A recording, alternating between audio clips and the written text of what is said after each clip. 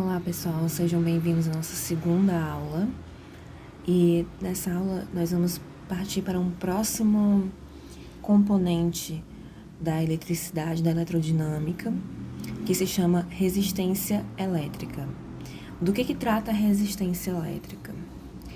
Resistência elétrica é a capacidade que um corpo tem de dificultar a passagem de corrente elétrica. Então, na aula passada nós aprendemos sobre corrente elétrica, do que se trata, como é que funciona, onde ela pode existir, por que ela existe. E agora a gente vai entender também como é que funciona a resistência a essa corrente elétrica, que parte de 3 fatores, né, que a gente vai ver agora. Quais são esses fatores, né? O que é que determina essa capacidade de resistir, de dificultar a passagem da corrente elétrica? Ela depende da área da seção transversal. Vamos pensar aqui. Se uma multidão está querendo passar, e nessa multidão a gente vai pensar nos elétrons livres, né, da corrente elétrica. Se uma multidão está querendo passar, quanto maior for esse espaço para que essa multidão passe, né, vamos pensar num corredor. Quanto mais largo for esse corredor, mais fácil vai ser para essa multidão sair. Agora, imaginem uma multidão tentando passar por um corredor super estreito. Vai ser muito difícil, né? É a mesma analogia para corrente elétrica, nesse caso. Então, a área dessa seção transversal, ou seja, a largura desse condutor, ele vai ser determinante na resistência dele. Por quê? Porque quanto mais largo for esse condutor, menor vai ser a resistência, óbvio, né? Mais fácil vai ser passar a corrente elétrica por ali. Então, quanto mais largo, menor a resistência elétrica, certo? Qual o outro fator? Comprimento. É o oposto, né? Mais ou menos, vamos dizer assim. Por mais que um condutor seja largo, se ele for muito comprido, também vai dificultar a passagem. Por quê? Porque o elétron vai ter que percorrer um caminho muito maior para chegar do outro lado. Então, ele quer facilidade. Qual é a facilidade? Ele quer um espaço amplo e curto, em que ele consiga atravessar de um ponto a outro rapidamente e de maneira fácil, sem colidir com outra molécula por ali, certo? Então, o comprimento influencia também, só que do jeito oposto. Porque quanto maior for esse comprimento, maior vai ser a resistência. Então, quanto maior a distância que esse elétron livre vai ter que percorrer para atravessar esse condutor, mais resistência ele vai ter, né? Maior a possibilidade dele se chocar com alguma molécula e ser interrompido ali. Enfim, dificulta, né, a passagem. Então, imaginem, né, um condutor, que a maioria dos casos, né, são fios estreitos, finos e compridos, justamente para aumentar a resistência a essa corrente, né, diminuir essa corrente elétrica. A resistência diminui corrente elétrica, tá, gente? Qual é o terceiro fator? O material que constitui. A gente já sabe que para produzir corrente elétrica precisa ser um condutor, porque é um condutor que tem elétrons livres. Mas a quantidade de elétrons livres não é igual em todos os condutores. Existem condutores que têm maior quantidade de elétrons livres, e eles conduzem muito melhor a eletricidade, e existem condutores que têm poucos elétrons livres, que conduzem muito menos a eletricidade. Então, eles são quase isolantes. Então, quanto maior for a quantidade de elétrons livres que tem nesse condutor, menor vai ser a resistência elétrica. Então, é o mesmo caso. Se o material for com uma grande quantidade de elétrons livres, né, se ele for um bom condutor, e se ele tiver uma área de seção transversal grande, a resistência vai ser muito pequena. A corrente elétrica ali vai passar muito mais facilmente. Já se ele for muito comprido, a resistência aumenta, né? Vai ter uma maior dificuldade para... a resistência aumenta. Vai ter uma maior dificuldade para que esses elétrons passem por ali, por esse condutor. Então, resumindo, né? Maior área, menor resistência. Maior comprimento, maior resistência. Maior quantidade de elétrons livres, menor resistência. Menor quantidade de elétrons livres, maior resistência. Certo? E como é que a gente faz para calcular essa resistência? É através dessa relação aqui, tá, pessoal? O que ela está dizendo? Que essa resistência elétrica do corpo, que é esse R maiúsculo, representado pelo R maiúsculo, ela pode ser calculada por esses três fatores, pela combinação desses três fatores. Ela é diretamente proporcional à resistividade do material. O que quer dizer essa letra aqui? Rho, né? É uma letra grega. Ela representa resistividade do material, ou seja, a capacidade que aquele material tem de resistir à corrente elétrica. Quanto maior for a resistividade, significa que a quantidade de elétrons livres que aquele material tem é pequena, certo? Multiplicado pelo comprimento.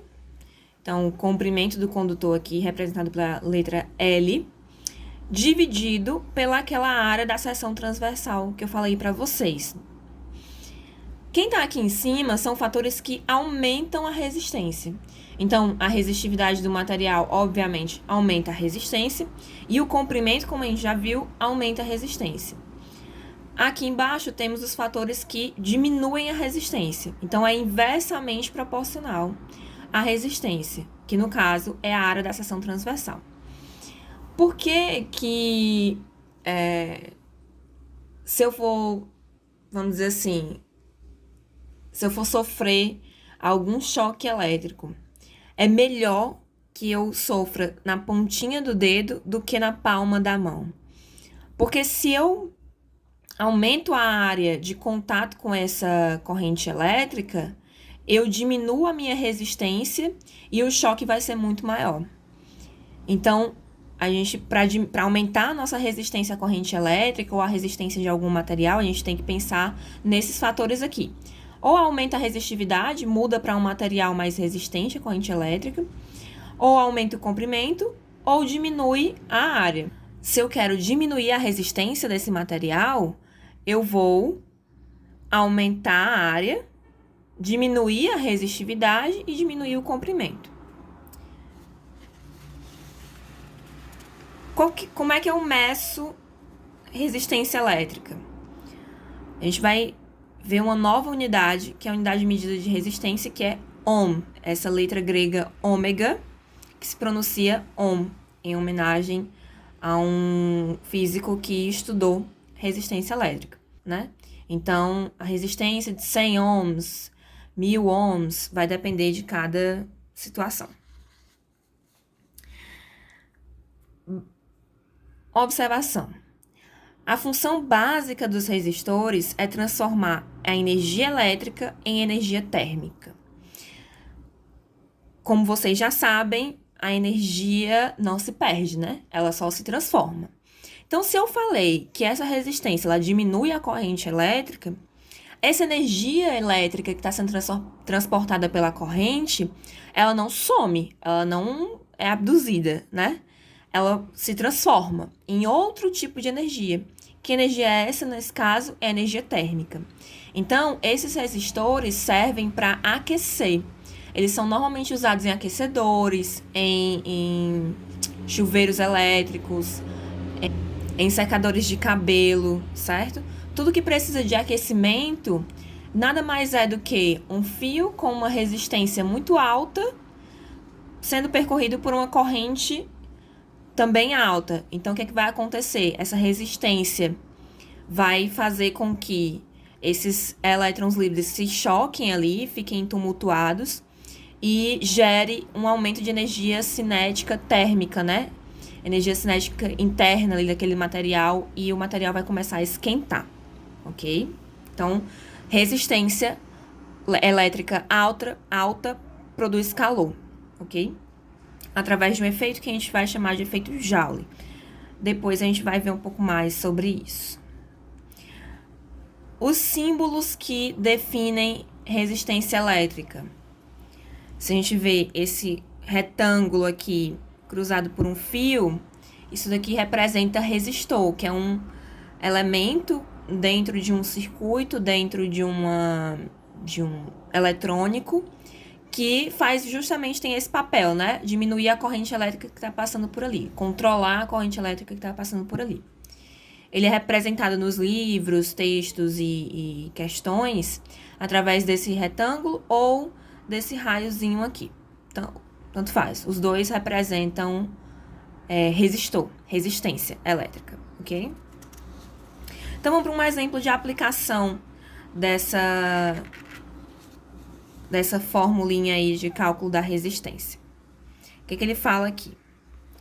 Determine a resistência elétrica de um fio condutor de 20 metros de comprimento com área transversal de 8 milímetros quadrados e resistividade igual a 1,7 vezes 10 elevado a menos 8 ohms metros. Então, a primeira coisa que eu tenho que fazer é anotar os dados que a questão me deu. Quais foram os dados? Ele me deu a resistividade, né, que foi aqui por último, 1,7 vezes 10 a menos 8. Ele me deu a área da seção transversal, 8 milímetros quadrados, e ele me deu o comprimento, o L, né, 20 metros. Pessoal, o que a gente tem aqui em comum? O comprimento, tanto o comprimento quanto a resistividade estão dados em metros, né, ohms metros, e o comprimento em metros. O único que está diferente aqui é a área da seção transversal, que está em milímetros. O primeiro que a gente precisa fazer é transformar essa área que está em milímetros quadrados para metros quadrados. Para isso, a gente precisa lembrar que mili, esse M, esse primeiro M aqui, esse mili, representa quanto? Eu posso transformar ele numa notação científica, né? Uma potência de base 10 e transformar esse número inteiro numa notação científica. Então, mili representa quanto? 10 a menos 3. Só que aqui no caso, são milímetros quadrados. Então, esse 10 ao menos 3 também vai ficar ao quadrado. Então, 8 milímetros quadrados é igual a 8 vezes 10 a menos 3 ao quadrado, metros quadrados. 10 a menos 3 ao quadrado é só multiplicar os expoentes, né? Quando eu tenho dois expoentes entre parênteses, eu multiplico os expoentes. Menos 3 vezes 2, menos 6. Então, vai ficar 8 vezes 10 a menos 6 metros quadrados. Agora, eu consigo substituir lá na minha fórmula, né? Vamos aplicar aqui na fórmula. Resistência é igual a resistividade vezes comprimento dividido pela área. Qual é a resistividade que ele me deu? 1,7 vezes 10 a menos 8. Qual foi o comprimento? 20 metros. Dividido pela área agora, que está em metros quadrados, 8 vezes 10 a menos 6. Primeira coisa que eu vou fazer é multiplicar esses dois números aqui na parte do numerador, certo? Por que eu não vou mexer com 10 por enquanto? Porque esse termo aqui não é uma notação, né? Então, eu só vou repetir a notação desse daqui e multiplicar os números. A ordem de grandeza não se altera. Multipliquei os números. 1,7 vezes 20 deu 34. Agora sim, eu vou dividir aqui as notações, né? Primeira coisa para fazer é dividir esses números. 34 dividido por 8, 4,25. E aí, eu vou olhar aqui para as potências. Divisão de potência de mesma base, repete a base e eu vou subtrair os expoentes. Então, vai ficar menos 8 menos o menos 6. Menos 8 menos 6. Esse menos com menos aqui do meio vira mais, né? Então, vai ficar menos 8 mais 6 menos 2. 4,25 vezes 10 a menos 2 ohms. Ou, se eu quiser transformar de notação para número, fica como? Anda com a vírgula quantas casas? 2 casas. Para onde? Para a esquerda, né? Então, vai ficar 0,0425 ohms. 0,0425 ohms. Ok? Então, é isso, pessoal. Sobre resistência elétrica, é assim que se calcula, não tem muito o que discutir. Porém, na próxima aula, nós vamos começar a ver lei de Ohms e a gente vai misturar resistência, corrente e diferença de potencial elétrico e ver como é que funciona isso em conjunto, né? Dentro de um circuito, como é que essa resistência atua, como é que a corrente atua, como é que a diferença de potencial atua, ok? Então, até a próxima aula.